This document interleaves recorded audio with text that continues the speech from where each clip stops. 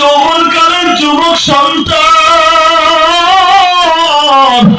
আযান শুনিয়াই মসজিদের দিকে দৌড়ায়।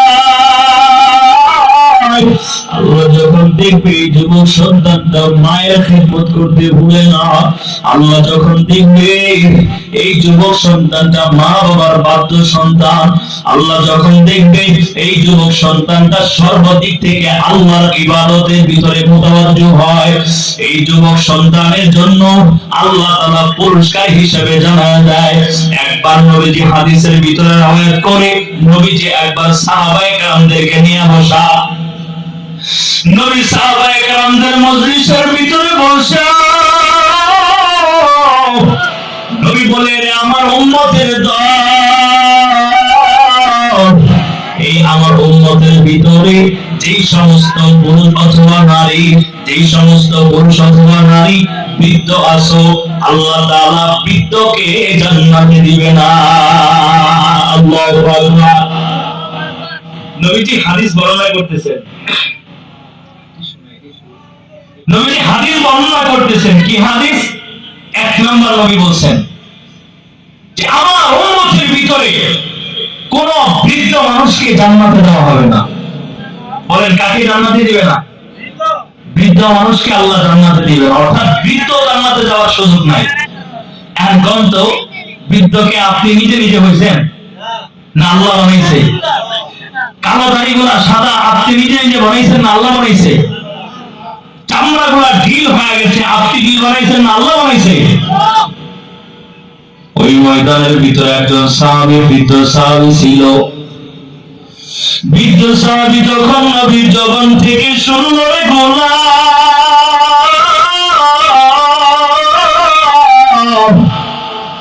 বৃদ্ধ সাহাবী নবীর জবান থেকে শুনছে কোন বৃদ্ধ মানুষকে আমার আল্লাহ জান্নাতে দিবে না। ওই বৃদ্ধ সাহাবীটা ওই মুহূর্তের ভিতরে নবীজির মজলিস থেকে উঠিয়া ঘরের দিকে চলে গেছে, বাড়িতে চলে গেছে। বাড়িতে ঘরের দরজার ভিতরে আটকাইয়া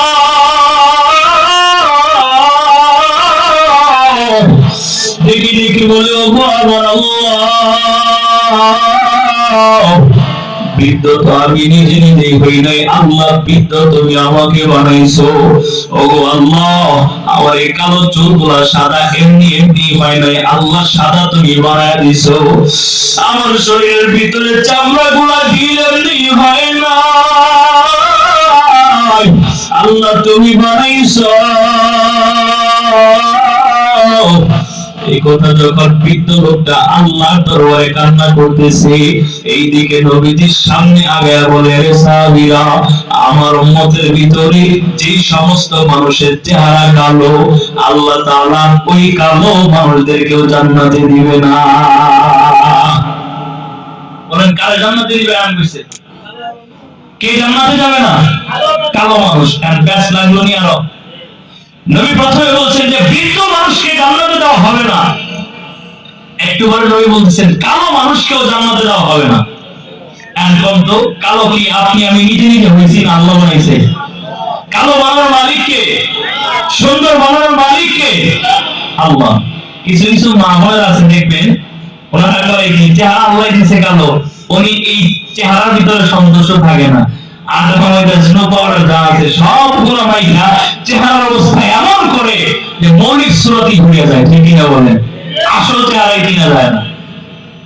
তো ওই মজলিসের ভিতরে যে সমস্ত কালো সাহাবী ছিল, যারা মুরব্বী আছেন বেজার হয় না, সামনে মজা আছে, খেয়াল করেন। আর যারা কালো আছেন আপনারাও বেজার হয় না যে হুজুর এটা কি কইলো, কালো মানুষের নাকি জান্নাতে দিবে না। খুশি হবেন সামনে নিয়ে, সামনে শোনেন।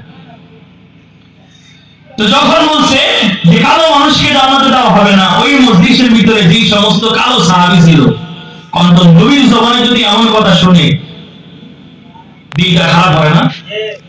মনটা মলিন হয়ে গেছে, বাড়িতে চলে গেছে, যে কান্দে, হায় কালো তো বানাইছে আল্লাহ, নবী বলছে জান্নাতে যেতে পারবো না, আমি যে এত নামাজ পড়লাম, এত ইবাদত করলাম, আমার উপায় কি? আমি কি জাহান্নামী হবো কিনা? কান্না করতেছে একের পরে। চমৎকার কথা। নবী যে আরেকটু সামনে আগে বলে, আমার উম্মতেরা শোনো, আমার উম্মতের ভিতরে কোন খাটো মানুষকে আল্লাহ জান্নাতে দিবে না। আল্লাহু আকবার। ব্যাস লাগলো কি আরো একটু কথাই বলছে যে বৃদ্ধ মানুষকে জান্নাতে দিবে না, নবী আরেকটু পরে বলে কালো মানুষকেও জান্নাতে দিবে না। এখন নবী কয় যে কোনো খাটো মানুষকেও জান্নাতে দেওয়া হবে। বৃদ্ধ সাহাবীরা কান্না করে আর দেখে রেখে বলে আল্লাহ, নবীজি দরবারে কান্দে। সাহাবায়ে কেরামদেরকে নবীজি তো খবর পাঠিয়ে দিয়েছে, যাও তাড়াতাড়ি ওই বৃদ্ধ সাহাবীকে নিয়ে আসো। বৃদ্ধ সাহাবীটা যখন নবীজির দরবার থেকে চলে যায়,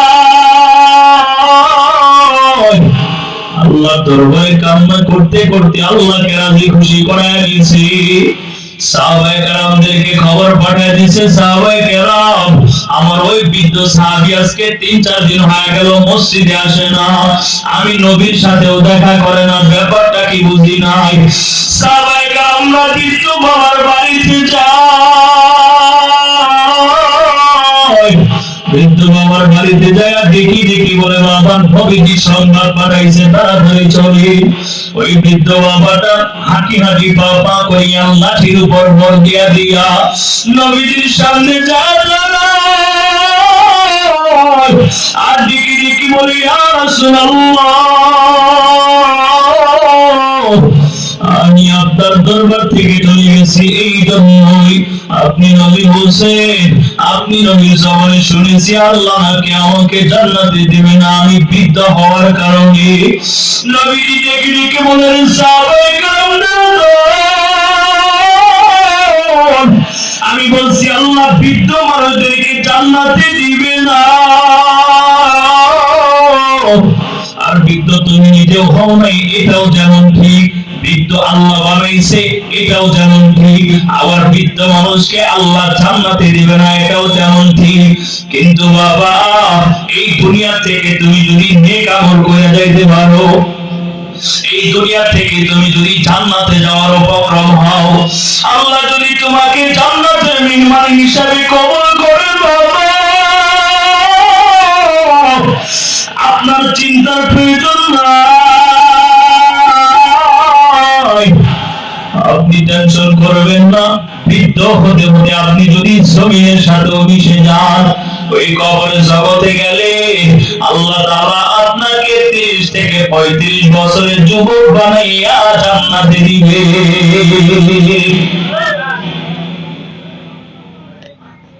এবার ওই কালো সাহাবীটা দেখে বলে কালো তো আমি নিজে হই না, আল্লাহ কালো তো তুমি বানাইছো, আবার তোমার নবী বলছে কালো মানুষকে জান্নাতে দিবে না, ব্যাপার কি? বৃদ্ধের ব্যাপারে তো বুঝলাম, যতই বৃদ্ধ হোক না কেন নেক আমল করে যদি আল্লাহকে রাজি খুশি করতে পারে, এই বৃদ্ধ মানুষের বয়স যদি 40, 50, 60, 70, 100 বছর যদি হয়, 500 বছর যদি হয়, কোনো চিন্তা নাই। কবরের জগতে আল্লাহ তাআলা এই বান্দাকে 30 থেকে 35 বছরের যুবক বানাইয়া জান্নাতে দিবে। এবার কালো সাহাবীটা দেখে বলে আমাদের ব্যাপারে কি হবে নবী? আমার পয়গম্বর বলে ভাই তুমি চিন্তা করিও না, কান্নার কোনো প্রয়োজন নাই। এমন যদি হয় তুমি কালো হতে হতে তুমি বেলালে হাবশী থেকেও কালো, তুমি যদি কালো হতে হতে সবচেয়ে দুনিয়ার থেকে বড় কালো হও, বাবা কোনো চিন্তা নাই, কোনো পেরেশানি নাই। তোমার যদি নেক আমল থাকে, তোমাকে আল্লাহ যদি জান্নাতের মেহমান হিসেবে কবুল করে, তুমি দুনিয়াতে সমস্ত মানুষের থেকেও যদি কালো হয়ে যাও, আল্লাহ তাআলা ওই কবরের জগতে যাওয়ার সাথে সাথে ইউসুফ পয়গম্বরের মতো সুন্দর বানাইয়া জান্নাতে দিবে। এই জন্য আবার কালো হওয়ার কারণে পেরেশানি হলো না। কালোকে ভালো বানাইছে আল্লাহ, আর সুন্দরকেও বানাইছেন আল্লাহ। আল্লাহ বলেন কালো মানুষ যদি নেক আমল করতে পারে কোনো চিন্তা নাই, ইউসুফ পয়গম্বরের মতো সুন্দর বানাইয়া আমি আল্লাহ জান্নাতে ঢুকাবো। এর বাবা শুধুমাত্র তাই নয়, এমন মানুষ দুনিয়াতে আছে আল্লাহ তাআলা হয়তো কারো দুইটা হাত দেন নাই, আবার হয়তো কারো দুইটা পা দেন নাই, হয়তো আল্লাহ কারো দুইটা চক্ষু দেন নাই, হয়তো আল্লাহ কারো পা দেন নাই, হয়তো বা আল্লাহ তাআলা কোনো মানুষকে খাটো বানিয়েছে, আবার হয়তো বা কোনো মানুষকে আল্লাহ লম্বা বানিয়েছে। এর বান্দা উপহাস করবে না রে গোলাম। আমার নবী বলেন খাটো মানুষের মুসলমান, কোনো চিন্তা নাই, কোনো পেরেশানি নাই। আল্লাহ যদি তোমাকে জান্নাতের মেহমান হিসেবে কবুল করে, ওই তুমি খাটো হতে পারো, খাটো হতে হতে তুমি জমিনের সাথে মিশে যাইতে পারো, কোনো চিন্তা নাই। ওই কবরের জগতে আল্লাহ তাআলা তোমাকে আদম পয়গম্বরের মতো 60 হাত লম্বা বানাইয়া জান্নাতে দিবে। এই জন্য যুবক ভাই দিলের কান লাগায় শুনবা, আল্লাহ তাআলা যৌবন কালের হিসাব নিবে গোলাম। তুমি হয়তো ভাবতেছো, তুমি যুবক সন্তান হয়তো ধারণা করতেছো এখন তো কেবলমাত্র জীবনের শুরু, একটু এনজয় করে নেই, যখন বৃদ্ধ হব তখন নেক আমল করব। অথবা এমন ভাবতে পারো এখন নেক আমল করার দরকার নাই, শুধুমাত্র শুক্রবারে নামাজে যাব, আর বাকি দিনে কোনো খবর নাই, যদি সময় পাই পড়বো, না হয়তো পড়বো না। তুমি হয়তো এই কথা ধারণা করতে পারো বৃদ্ধ হলে পড়বো, অথবা সামনে সময় আছে তখন পড়বো। যুবক ভাই তোমার পায়খানা দেখে মনে যায় তুমি শীতের রাত্রিতে, গভীর রজনী শীতের রাত, কানের ভিতরে ইয়ারফোন লাগাইয়া গভীর রাত্রিতে তুমি দরজা জানলা লাগাইয়া, কানের ভিতরে ইয়ারফোন লাগাইয়া ওই কম্বলের নিচে তুমি মোবাইলের মাধ্যমে যেই গোনাগুলা করতেছো, আমার মালিক বলে রে গোলাম, আল্লাহ না কোনো কই অবস্থায় যদি মালাকুল মউত চলে যায় এবং এমন অবস্থায় যদি তোমার মরণ হয়, তাহলে একটা আমার চিন্তা করে দেখো ওই কবরের জগতে তুমি কেমনে সহ্য করবা, কেমনে থাকবা। আমার পয়গম্বর বলেন যারা পরিমাণ গুনাহ নিয়ে যদি কেউ কবরে যাও, নামাজ ছাড়ছো এমন গুনাহ, রোজা ছাড়ছো এমন গুনাহ, বেপরদাই ঘুরছো এমন বড় বড় গুনাহ লাগবে না, গুনার মতো একটা ছোট্ট গুনাহ যদি মালিক ধরে নেয়, ওই একটা গুনার কারণে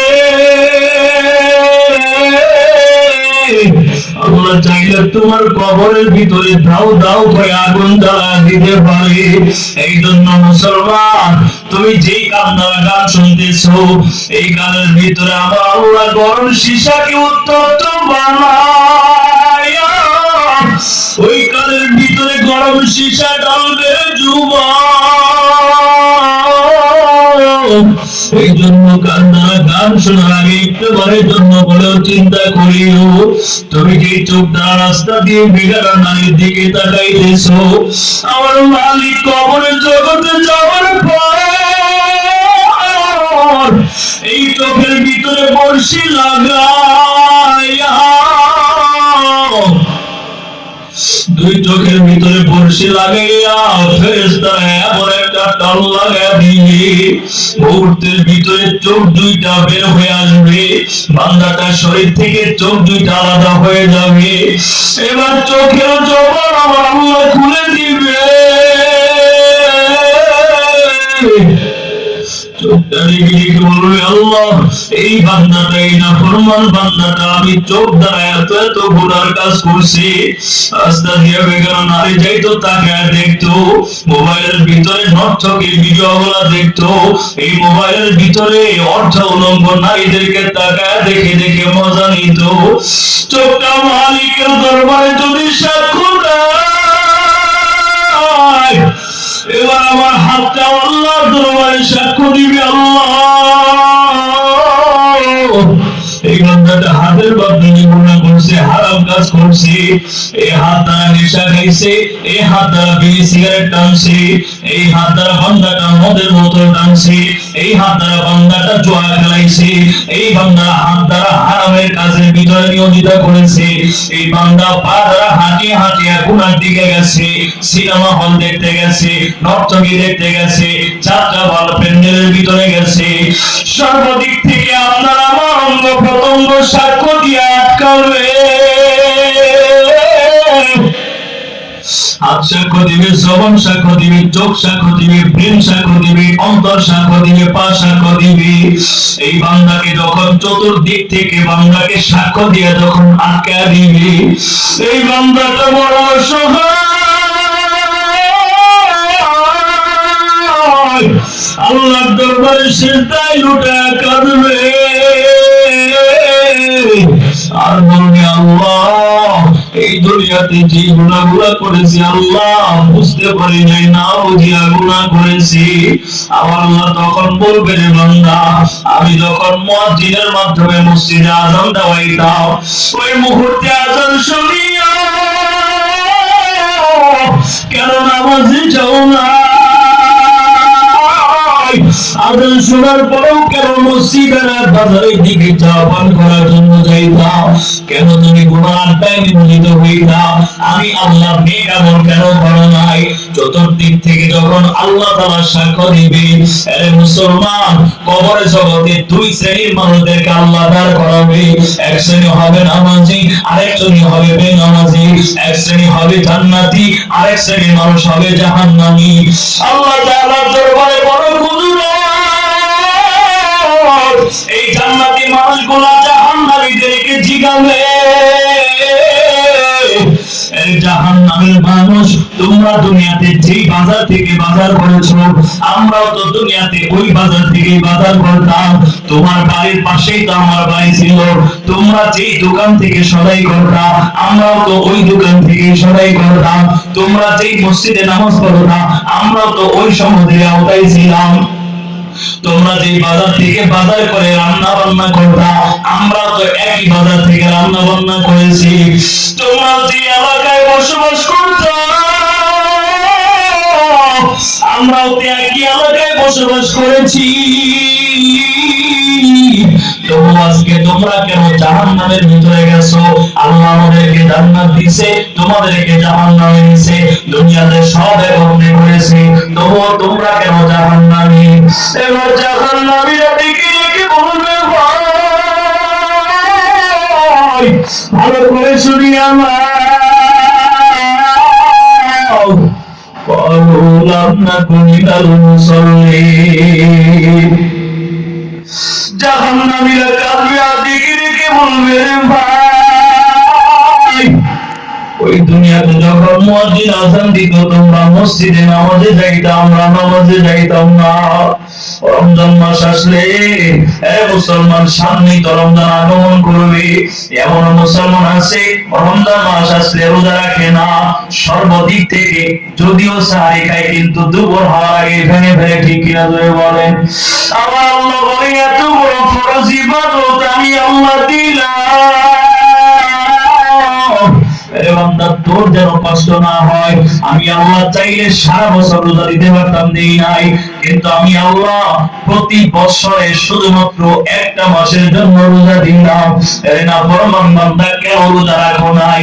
আল্লাহ তাআলা সর্বদিক থেকে যখন জিগাইবে, এবার ওই না ফরমান জাহান্নামী বান্দা বলবে, জান্নাতি ভাই দুনিয়াতে সব কিছু একত্র করেছি, কিন্তু একটা কাজ একত্র করি নাই, সেটা হলো জাহান্নামীরা বলবে, ক্বালু লাম নাকু মিনাল মুসাল্লিন। তোমরা দুনিয়াতে মুসল্লি ছিলা, আমরা দুনিয়াতে মুসল্লি ছিলাম না। তোমরা দুনিয়াতে নামাজ পড়তা, আমরা দুনিয়াতে নামাজ পড়ি নাই। এই জন্য বেনামাজি হওয়ার কারণে আজকে আল্লাহ আমাদেরকে জাহান্নামে দিয়েছেন। আল্লাহ তোমাদেরকে জান্নাতে দিয়েছে নামাজের আমলের কারণে। যুবক ভাই পায়ে হাত রেখে বলে যায়, যতদিন বেঁচে থাকবা গুনার কাজ করবা না, নামাজ ছাড়বা না, নেক আমল দ্বারা জীবনকে সাজাইবা। আল্লাহ তাআলা পয়গম্বর হাদিসের ভিতরে বলছে, কোন মানুষ যদি জান্নাতে যাইতে চায় তাহলে এই বান্দা যেন পাঁচটা জিনিস অন্তত পক্ষে করেই নেয়। এক নাম্বার, শাবাবাকা কওলা হারামি, বৃদ্ধ হওয়ার আগে যৌবন কালকে যেন গুরুত্ব দেয়। নবী বলেন, তুমি যদি জান্নাতে যেতে চাও তাহলে পাঁচটা কাজ করবা, তাহলে আল্লাহ তোমাকে জান্নাতের মালিক বানাবে। এক নাম্বার, নবী বলেন, শাবাবাকা কওলা হারামি, তুমি অসুস্থ, তুমি বৃদ্ধকাল হওয়ার আগে যৌবন কালকে গুরুত্ব দাও। কারণ নবী বলেন, বৃদ্ধ অবস্থায় নামাজ পড়তে যাওয়া, হাঁটুর ভিতরে ব্যথা, মাথার ভিতরে ব্যথা, অসুস্থতা, দুর্বলতা, নামাজ পড়তে কষ্ট হয়, ঠিক কিনা বলেন? আর যৌবন কালের ভিতরে নামাজের ভিতরে যে মজা, বৃদ্ধকালে ওই মজা থাকে না। এই জন্য নবী বলেন, তুমি যদি জান্নাতের মেহমান হতে চাও, এক নাম্বার, বৃদ্ধ হওয়ার আগে যৌবনকালকে গুরুত্ব দাও।